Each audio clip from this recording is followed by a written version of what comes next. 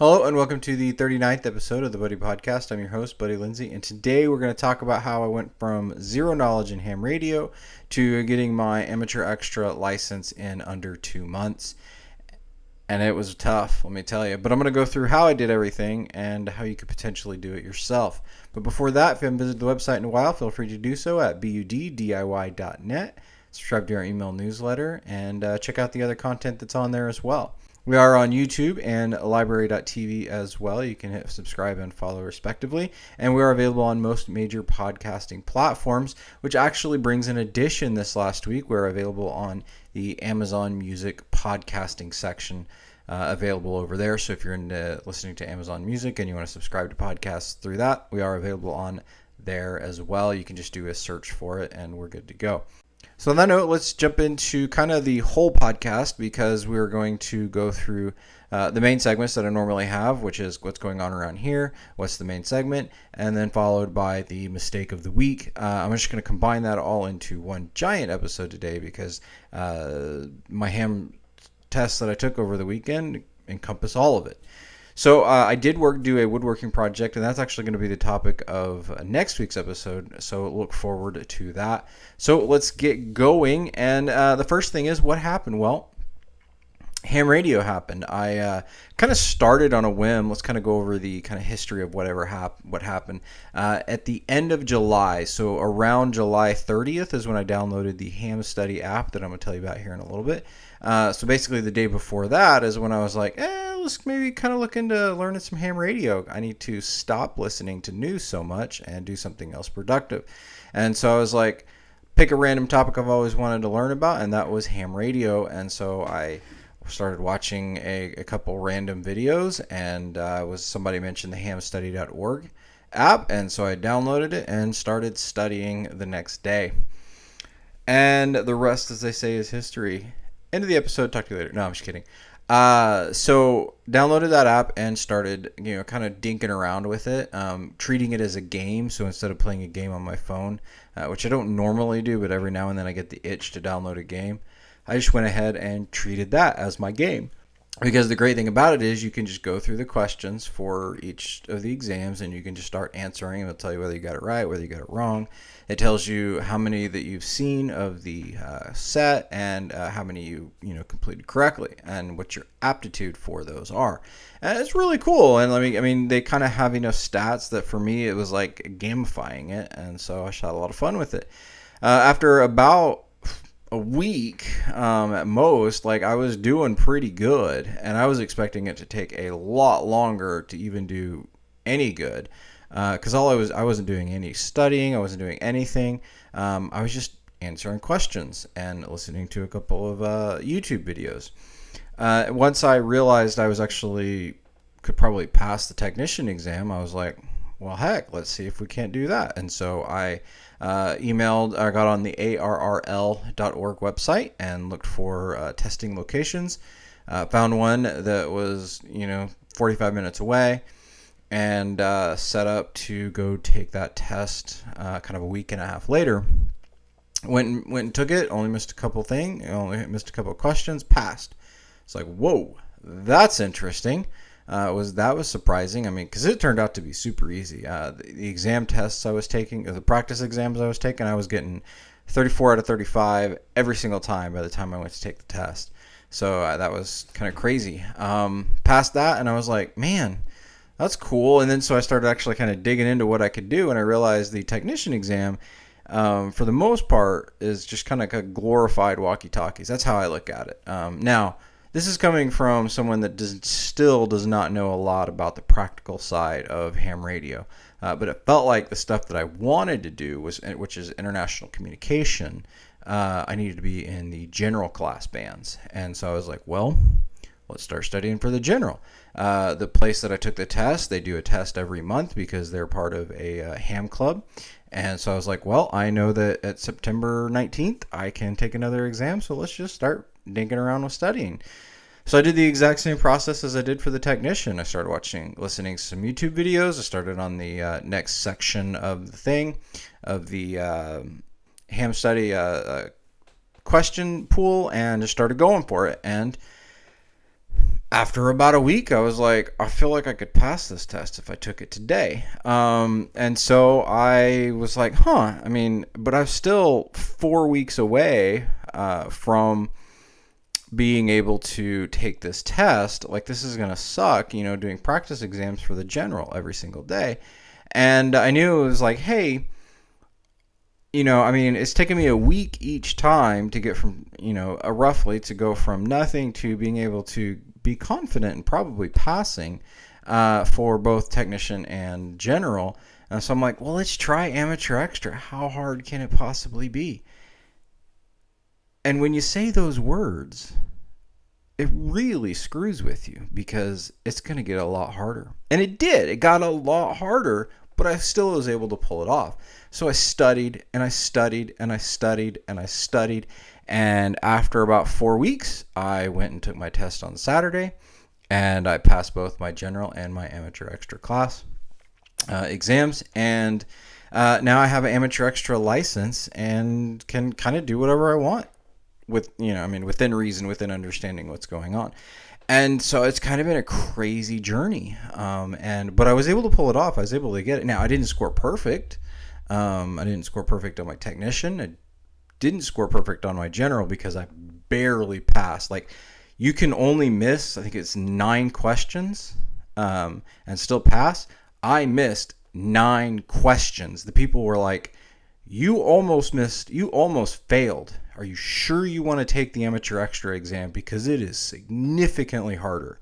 And I was like, yeah, I kind of want to take it. I mean, I've actually spent more time studying for the amateur extra and mistakenly kind of pushed general off to the side. And I'm going to explain later on in the video or in the episode how I would have gone about changing how I studied for general to accommodate for that. But yeah, I spent more time studying for amateur extra than general, and so I wanted to take it. And fortunately, I took it and scored about the same thing that I was scoring on all my practice exams, which was around a 41 out of 50. And I'll get to some of the more details of the tests here in a little bit. But I was able to pass, and I got it, and they were like, hey, good job. That was actually kind of impressive that you've gone from nothing to amateur extra within a couple of months. Good job. Now go out there and have fun and actually learn the stuff that you were doing. So, I mean, that's really kind of the history of the journey and kind of where it started and, the process, my experience. So let's get into more of the concrete stuff. If I were to do it again, this is what I would do. And this is what I recommend everyone else do. And that is take the technician and the general at the same time and do amateur extra on its own. Here's why. Amateur extra is, I would say, 70% theory. Theory, everything. Theory of antennas, theory of, RF, theory of circuits, theory of electricity. Theory. I mean, tons of theory. And it is hard. Even though the way you're studying, it kind of doesn't matter, it's still hard to keep track of everything in your brain because it's so much theory. Whereas technician and general are a lot, while there's theory in there, there's a lot more concrete stuff for you to learn. And it makes it a lot easier to kind of keep track of in your brain.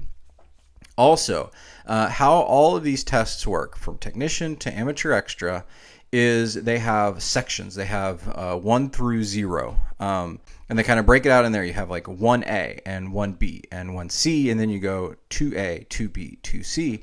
And they're going to choose a question from each one of those chunks all the way through. So there's some strategy we'll hit on later about that. So they're all broken out. And so somebody puts out these questions every 4 years for the next 4 years worth of tests that can be taken. And so the questions and answers. So there's a giant pool of questions and answers. And so really all you have to do is just go through those and make sure you know them. And that's part of it is I went through all of the questions, effectively memorized all of the answers, and now I was able to pass the test. I don't actually know much of anything about ham radio now. But I do have the license available to me to do whatever I want in a sense. And when I say whatever I want, I mean I can do whatever band is inside of the amateur or inside of amateur radio bands. I can do whatever. I don't have to worry about falling on the wrong side of my license class. I have it all available to me. Now I can't go on the outside of the amateur radio band. That would be illegal. But inside of the amateur bands, I can do whatever range I want. Anyway, so with that in mind, because I suggest you do technician and general at the same time, you're only going to have a selection pool of about, I think it's 800 questions, 850 questions between the two. I mean, these are round numbers, to memorize and go through. The amateur extra is somewhere around 700 questions, so it's almost double. I did technician pretty easy. It was only 400 questions, like boom, boom, boom, you're done. Now going to the amateur extra and the general to take those two questions at the same time, or two tests. I mean, that was basically almost 1,100 questions and answers I had to memorize in 4 weeks. Well, I guess 6 weeks. Anyway, doesn't matter. 5 weeks. Doesn't matter. That 1,100 questions is effectively what I had to memorize and be able to cram into my brain for the day of the test. And so it's a lot different. If you can break those out into two equally sized chunks, effectively, you're a lot better off. Plus, you take the two easy chunks compared to the last one, and you do those first, and then you do the amateur extra, you're a lot better off. Now, available now in the last year because of COVID is the availability of online tests. There are some certain stipulations that you have to be able to follow to be able to do online testing. But now, if you can do it, I would study for a few days, like a week at most, and once you get ready for technician, go find an online test, take that technician exam, and get it done and over with and move on to the next one. Then study for another week or however long it takes you to feel comfortable and go take the general one online. Online testing wasn't really available to me because I don't feel like I have enough bandwidth internet-wise to be able to successfully do an online test, especially because they want you to have two cameras, one pointing like straight at your face and then one like pointing at your keyboard to make sure that you're not like doing extra stuff. And in one case, they won't even let you do like math equations on scratch paper because they're afraid you might have stuff on the scratch paper. But that doesn't matter to us in this scenario. I'm just letting you know, like, there's some rules in there, and I'm like, I don't want to screw with that. I'm just going to go to this place and sit down in front of people, and I want to take the test and get it done. So that's the strategy I would take. I would do the first two, technician, general, and then amateur extra second. Now, in all reality, you don't need to go get amateur extra. For probably 80% of people that are ever going to get into ham radio, you probably don't need to go to amateur extra. So if you just get your technician in general, you might wait a while. But if you're just wanting to go for it, I was in a weird position, so I just went for it. Do that. But in reality, you can spend 2-3 weeks, get your general, and you're probably going to do almost everything you've ever wanted to do on amateur radio, and you're going to be fine. So keep that in mind. You don't necessarily need to go to that amateur extra. But what I'm going to give you later will get you through it all. So let's go through some of the good. I'm going to hit good and bad. I'm going to hit on these very fast, and then we're going to get into how do we actually do what I did. So first, the good thing about getting amateur extra and kind of cramming all the tests into a short amount of time frame is it's done, it's over with, and you're ready to actually start doing ham radio. And you're not like trying to split between learning new ham radio stuff and like the practical side and the theory side and trying to take tests. Like, you just get it done and over with, and you move on with life, and you start having fun doing ham radio. It's kind of like, eating the food that you don't want to eat so that you can lose the weight so you can get back to life, in a sense. It's kind of what it is. You just kind of get it done. The other thing is, if you're like me, you had no knowledge of ham radio other than there's a box that sits in somebody's room of some sort. Ham shack now that I know. And it puts out waves. It puts out audio, and you talk into a microphone similar to the one I'm talking into now, and it goes to other people. For all I knew, it could work over the internet. In fact, I was confused a lot and thinking that some of the stuff, it was all that ham information going through the internet to someone else. And I'm like, what's the difference between Skype? or Zoom or something like that. Now I know that there is a lot of differences, and a lot of that comes from the fact that I busted through so much study material, and it opened my eyes to a lot of different things that are available in ham radio.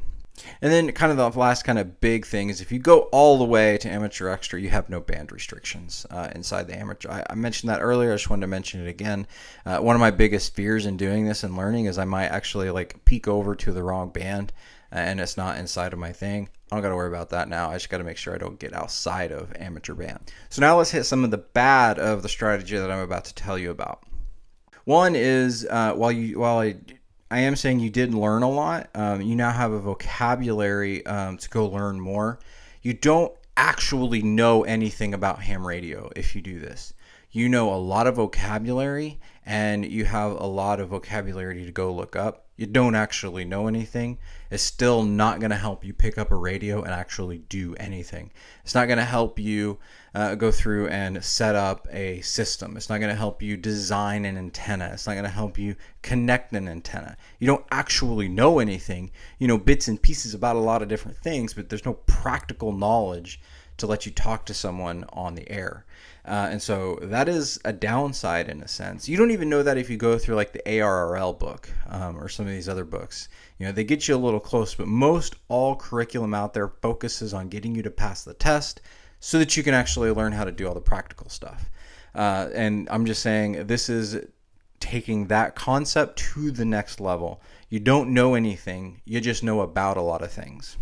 The other thing is now that I'm amateur extra, that kind of puts me above a lot of people in my licensing, and people are going to think I know more about ham radio than I do. And so if you're super concerned about like people asking you questions and being like, oh, you have amateur extra, like what about I don't have a problem saying, hey, look, I don't know. I'm still new. I just busted it out and got the license, and I'm still learning. I don't have a problem doing that. I do that in a lot of different things that I learn. But if that's a concern to you, then realize you probably don't want to go all the way to amateur extra. The last 2 points that I have in my bullet points are actually twofold. One, it is extremely hard to do what I'm about to tell you to do, and you will not do anything else for like a month. It has been a constant sore point, with me and my wife. Not like crazy, like, we're fighting all the time, but like an annoyance for my wife. Because about all I did in all of my free time was study. I had a very specific strategy to how I study, and I knew once I got to this point, once I got to this weekend, it was done. It wasn't lingering out there, and so that was kind of the thing. It's like after this weekend, it's done. Whether I pass or not, that was kind of the thing. Whether I pass or not, I am done with the studying at the end of this weekend, so I better dang well pass. And so that's why I put my all into it over the course of the last week, and that's why I developed the strategy that I did to get it done. So those are some of the bad sides. I'm just telling you, it is a lot of work and it is hard. This is hard, what I'm about to tell you to do, and it is draining, and it just fries your brain a lot. So just fair warning. So with that in mind, what are the strategies that I use to be able to pass and get through all of the tests in a short amount of time? Well, the first one is, let's go through some memory science. I'm going to give you a 50,000 foot overview of memory. I'm going to use colloquial terms instead of some of the more scientific stuff. You basically have two types of memory. You actually only have one type of memory, but for colloquial, you have two types of memory: short-term and long-term. We could even go into some medium-term memory, but really at the end of the day, it's short-term, long-term.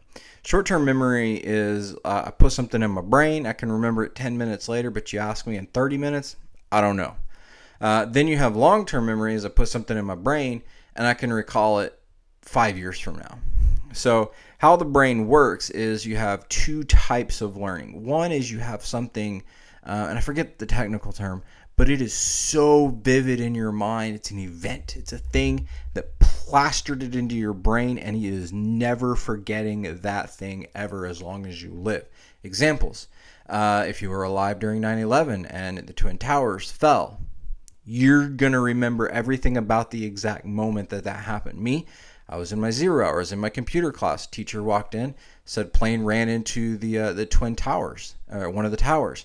A couple minutes later, Teacher walks in, a second plane hit, and I remember vividly, I knew we were about to go to war somewhere. Like, it is implanted everything about that. I can remember people. I can remember where they were. I can remember everything about the moment. So that's one type of memory. The second type of memory is learned memory. And this is where you put something in your brain over and over and over and over again until it stays in there, to a degree forever, but not necessarily, because this is learned memory. And this is exercised memory. This is something that you put into your brain over and over to remember for a long term. So how does that work? So what you do is it's called, kind of spaced repetition.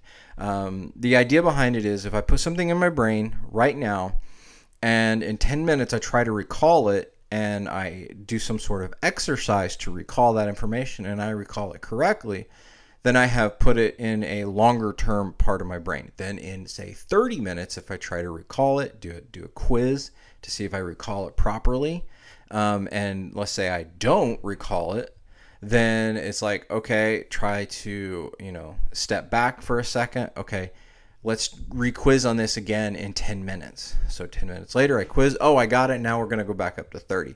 I quiz it again. I got it at 30. Now we're going to throw it to net tomorrow. And then, so tomorrow comes and I take that quiz for that question and I remember it. Awesome. Now we're going to go 2 days from now. I take it. Oh, didn't remember it. We'll try again in a day. So I go a day. Oh, got it. Now we're going to go back to 2 days, and then we're going to go to 4 days, and then we're going to go 8 days, and then we're going to go 16 days, 32 days, kind of doubles. It's not quite doubling, but it's basically it. And eventually you can get to where if you're doing this consistently, you might get something to where in 365 days, you'll get that piece of information you'll need to recall in a quiz of some sort, and you'll try to recall it. If you get it, then it's going to throw it out to like 3 years from now. And then in 3 years, if you do it, it's going to throw it out to like 10 years and on and on and on. And that's how you can move stuff from kind of your short-term memory to extremely long-term memory. Now, this can also have the reverse. If you don't recall information in a certain amount of time, you can eventually lose information. And that's just how the brain works. It's super interesting. But it's kind of like the brain tries to hold only relevant information that you actually need. So all that crap you learn in high school, you don't remember most of that. You remember some of it, the stuff that you use regularly, but all the other crap you don't really remember, except unless you have those specific moments where something happened that framed it into your brain really well. So as an example, I was listening to something, maybe it was a podcast or a news, something. And this guy, he was talking about how his dad came to the United States and he wanted to be an American super bad. And so he's like, when he got here, he's like, he learned English and then never spoke his language again, his home language again, because he was going to be an American. And by the time he died, he could not remember how to speak his native language and could barely understand anyone that talked it. Because one day he stopped using his language and 50 years later had never used it again. It did not stay in his long-term memory, and he didn't actively use it, so it didn't keep it in there.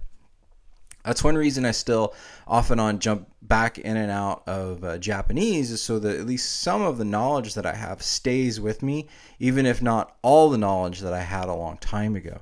That way, like, if I ever decide to pick it up, I'm not starting over from square one. Total side note on that. Anyway, so that's kind of how memory works. And so what I did is I took that understanding of memory and I hacked it. And I came up with a strategy of how to do it. And so now that we've gone through the history, we've gone through all that, and we've gone through this piece of knowledge, I'll bet you can put together, if you think it through a little bit, how to kind of put together a study curriculum or a study regime to be able to knock all this out really fast. So the first thing you need to do is you need to constantly be bombarding your brain with information. So you need to listen to ham stuff. Specifically, you need to listen to classes and books on ham radio. So there's two things I recommend. One is Ham Radio 2.0 YouTube channel. There are 2 playlists on there for the general and the technical class certification license thing. There's somebody recorded a live club meeting where they were doing the training, and And that's that. I mean, they just recorded it so you can just listen to it over and over and over and over. The other one is Fast Track Ham.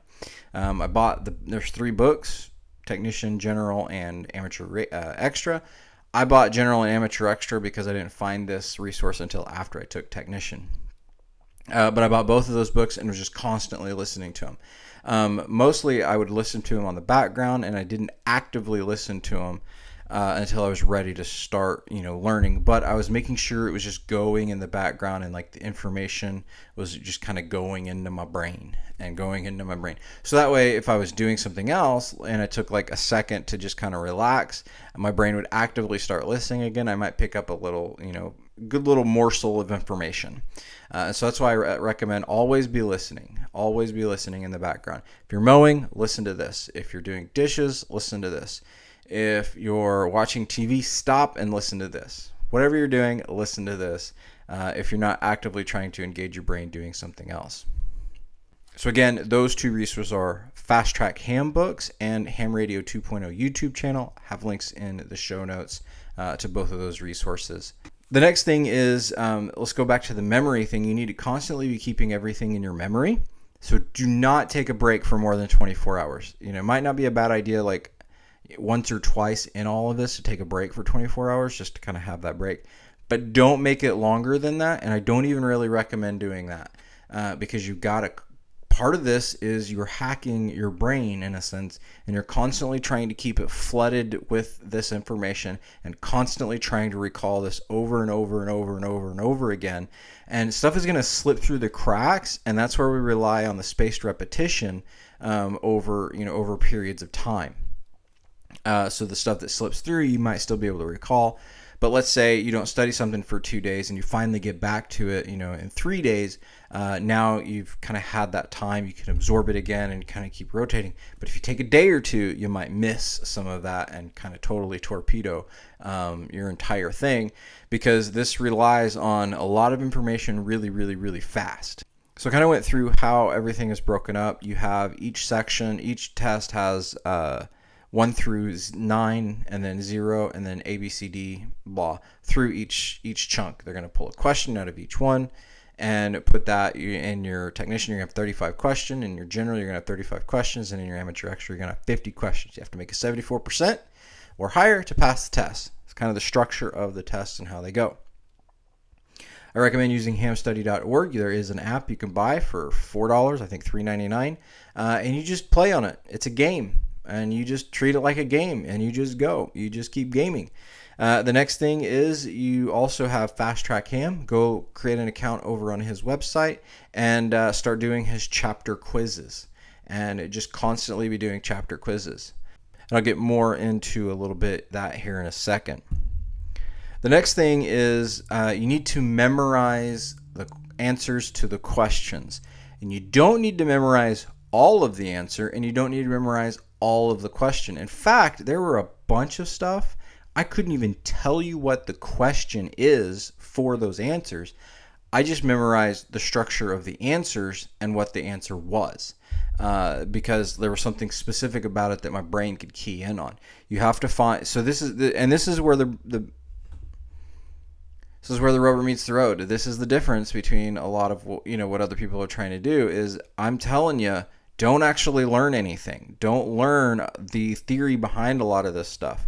The reason I want you to go through the training material and the books is because some of that stuff is going to help, but at the end of the day, most of the theory behind all of it is not necessarily going to help you whenever you're trying to do it this fast. You just have to jam it into your brain and just make sure it sticks at least long enough to pass the test. And that's what I'm saying is you just memorize any way you can. Strategies that I learned is if there was one word answers, I would memorize the one word, and I would memorize the group of words and which one was the answer. Wouldn't even look at the question. Sometimes there's really, really long answers, and I came up with a pattern, at least on the Amateur Extra, that probably 60-70% of the time, the answer was the longest sentence, was the longest answer. And sometimes it was the absolute shortest one. Like there might be 3 long ones and there was a super short 2-word answer. That was the answer sometimes, you know. And then there were times that it was like the most off the wall answer was actually the answer in several cases. And so it's just like you got to find those patterns. You just got to find the associations. Like here's one of the associations. They have different charts in the Amateur Extra. I actually don't even know what they're for, to be honest, because I didn't pay attention. I was just memorizing answers. I knew that if I saw this particular chart, and I knew that if the answers had a 24 and a 14 in it, I knew the answer was 14.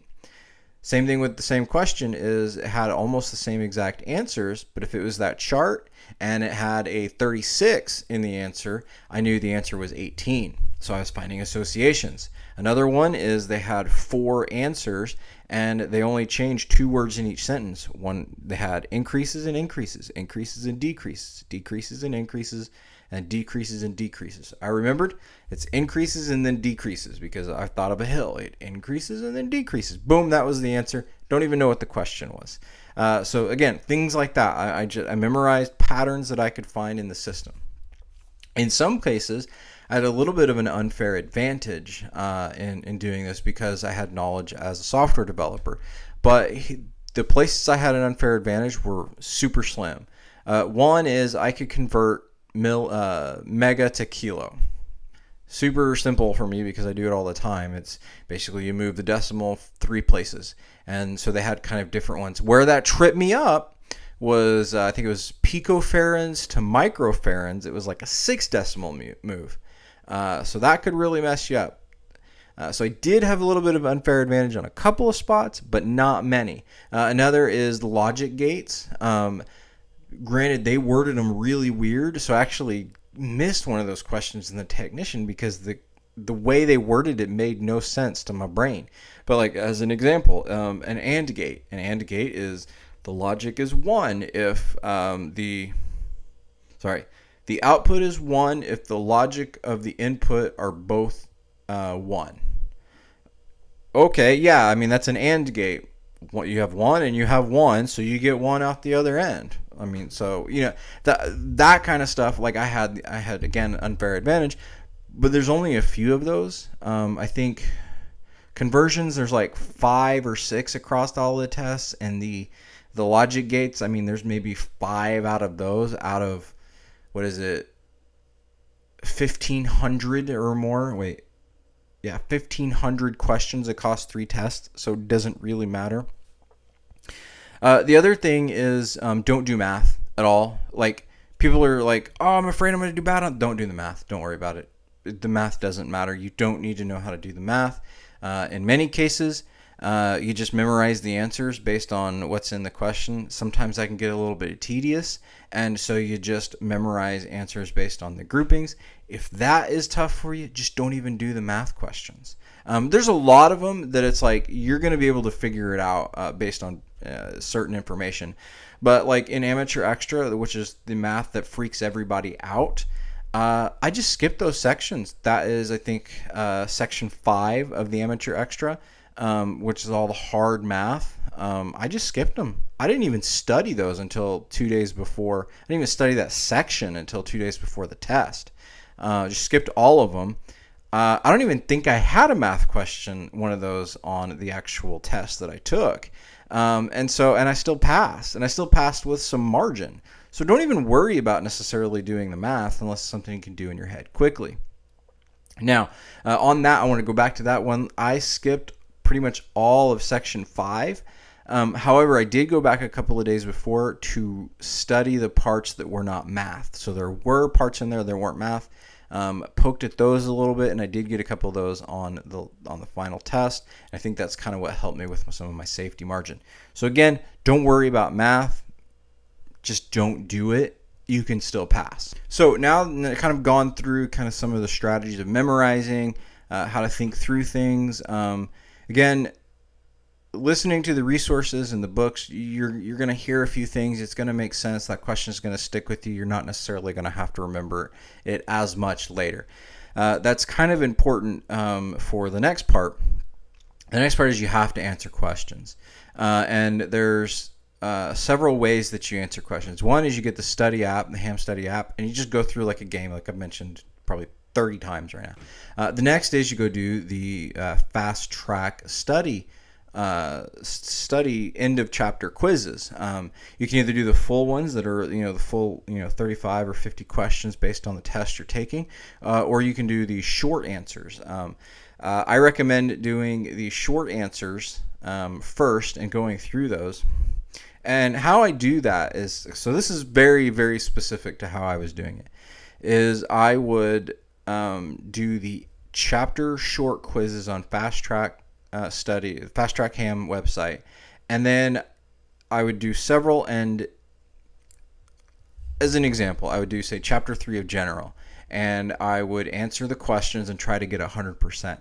And then I would try to get 100% like 3 or 4 times in that time frame. And if I could get that, then cool, I would move on to the next chapter.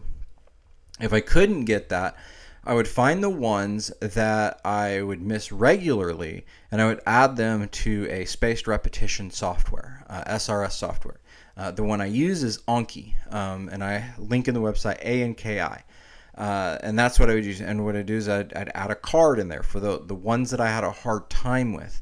The reason I don't recommend putting every single question on the test in Anki is because there's a ton that you're just going to remember after doing a couple of times, and they're not going to be hard. You're going to find that pattern. Like, there's one question in Amateur Extra. I remembered, if I see part 97 in the answer, and by the way, it's the longest answer in the in that section, boom, I know that's the answer. Don't even need to read the question. Don't even need to read the rest of the answers. I know that's the answer. Never had to study that one again. And so I don't want to necessarily see that, because I'm going to be going through 1,500 answers, 1,500 questions. So only study, in this case, the questions that you need to know. The reason it's important to only add the cards that you're having trouble with is because it's going to do that spaced repetition thing where in 2 days you're going to see a few, and then in 4 days you're going to see some more. You're going to see them again, and then in 8 days you're going to see them again, in 16 days you're going to see them again.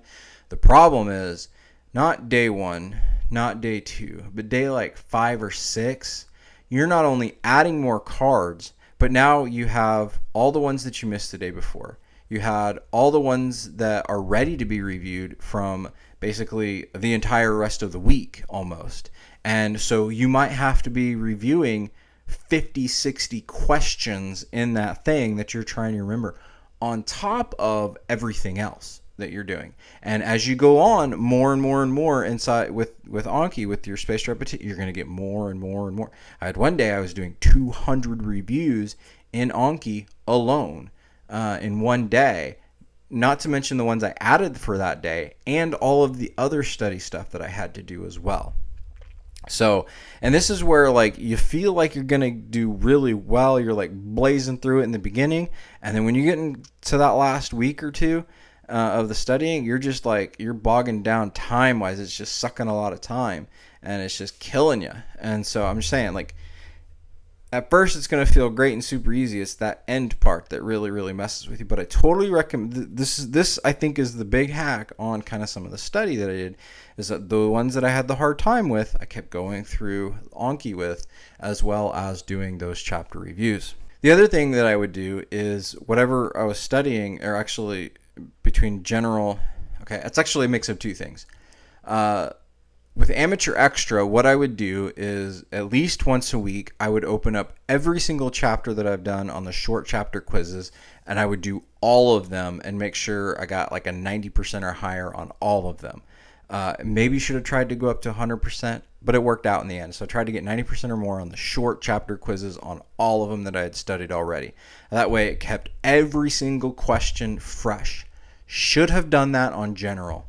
Totally regret not doing that on general because I barely passed general. And so that is my big mistake, is not spending enough time on general after I felt like I was already there. So the next step, and kind of the last piece of the puzzle, and something you hear about a lot, is take lots of practice exams. I recommend taking a practice exam, at minimum 1 per test you're working on per day.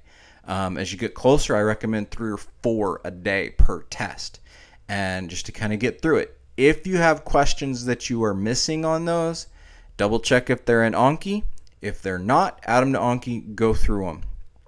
If they are, then you probably didn't really get it.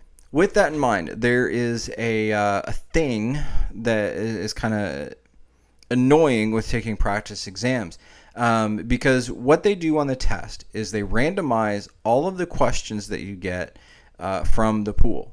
Not only do they randomize the questions, but they randomize the order of the answers. So you may answer all the above on this question, that's D this time, but next time it might be C, and next time it might be D again, and then it might be A, and then it might be B, and then it might be D, and then it might be A. You never know which one, so you have to actually memorize the answer and not A, B, C, or D.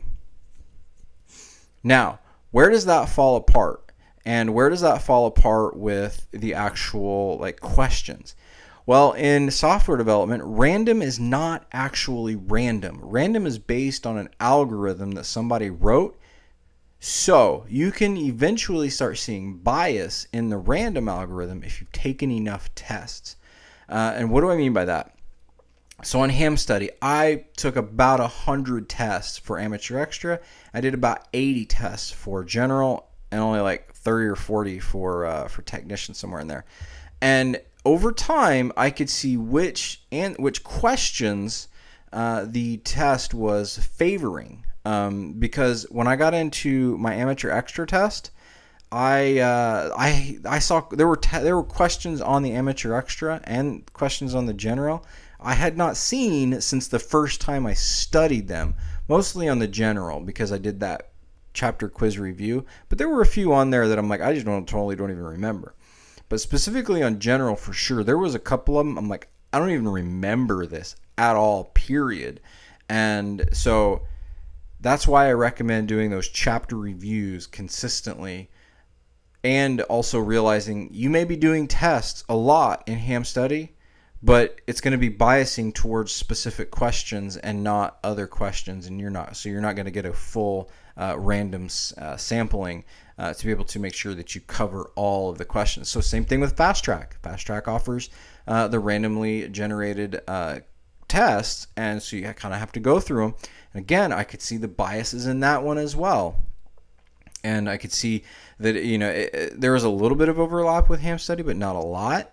But again, I could tell. And so that's where I really should have gone out to a third and fourth place to do randomly generated tests as well. So I recommend choosing some other sources that create tests for you so that you kind of get a better scope of everything. If you can do that, I think you can get a better selection, and you're not going to be as in trouble as I was when you actually get to the test day. Because there was one question I had to look up when I left. I was so certain it wasn't actually in the question pool on General, and it was. It was in section 1B. So, and then the last chunk on studying is, I recommend, if you have a date set for your test, try to finish 3-4 days with the content. If you're going through content like the Fast Track books, try to finish that 2-3-4 days before the test, and then do nothing but review all the questions and do lots of practice exams. The day before the test, I probably did 10 general practice exams and probably 5 or 6 amateur extra practice exams. And I ended up passing, but again, barely passed general, did okay on the amateur extra. So let's do a little recap on strategy. Let's see if I can keep this in about a minute. 1, study a lot, memorize answers, memorize clusters, memorize patterns. Don't actually learn much of the theory behind it unless it helps you actually answer the question, because there's a lot of times, in my opinion, the content that's out there doesn't give enough theory behind it for you to actually understand the answer. Just memorize something that keys you in on the thing. Do lots of practice exams, and study the crap out of the end of the chapter reviews, questions. Just answer. You're going to spend a lot of time at this. This is going to take a ton of time. I had days where I was studying for 3 or 4 hours. I think I had one day I did 7 hours of studying, trying to get through everything. You're not going to be doing a lot of extra stuff. You will, but not a lot. I had days like I went out in particularly mode so I could listen to the audiobook and just actively listen to it while I was mowing. It's tough. It's going to take a lot of work. Also, use a spaced repetition software like Anki. Anki specifically, you can download for your computer. You can sync it up to their web-based version, and you can sync it down to to your phone, and you can go buy the phone app that helps support the writing of the software. Finally, lots of practice exams from multiple different websites, and just do it a lot of repetition. Do it under a short amount of time. I really don't recommend doing longer than 2 months for everything. In fact, I would recommend, if you can pull it off, do technician in general in a 2 to 3 week time period, and then spend another month to 5 weeks on amateur extra. I did amateur extra in 4 weeks, made a lot of mistakes. If I'd have done all of that, if I'd have done my recommendation, I probably could have done it all within 6 weeks and barely passed. If I had done my recommendations that I just came up with you, I could have done it inside of the 8 weeks and passed with flying colors. So finally, there's 2 last things. One is, don't stress out. I mean, there are lots of people offering tests. If you fail, you fail. You just take it again later. I was super stressed. I mean, my adrenaline was pumping while I was taking the test. I mean, my hand was shaking. I mean, my adrenaline was pumping so much, trying to take it. And that was because I told my wife, like, it's done after this date. And I wanted to make sure that, I didn't have to do it again. So I put myself under a lot of stress. In reality, it doesn't really matter. As much as I didn't want to, there was actually another place doing a test later in the day. I could have just waited 3 hours and gone over and tried again. I could have gone ahead and tried to do an online test later. I could have just, poked at studying for the next next month and taken it again. I could have gone to another club somewhere. There's tons and tons and tons of tests. Don't stress out. You can always take it again later if you miss by like 1 or 2. You can just go to another place, take a test. I put myself under arbitrary stress, and I think that was one of the reasons I didn't do as well as I could have. And finally, just good luck and have fun, and just get going and get started. Again, I recommend only really worry about technician in general. If you just really want to go for that amateur extra, go for it. But I don't recommend it. I mean, now, if you already have your general and you just want to nail out amateur extra, totally do all the stuff that I told you. You could probably get it knocked out in a month and it'd be just fine. So with that, I thank you for your time. I thank you for listening. I hope that you get into ham radio. I hope that you upgrade your class. I hope you do something with this and you can actually learn. If not, it's a good way to learn something that you need to get done really, really, really fast. However, I'll warn you again, it's stressful, time consuming, but you can get it done. I have faith. Leave me a comment, leave me a like, all of that fun stuff, and I'll talk to you next time. And we're going to get into the woodworking project that I've been on. Talk to you later.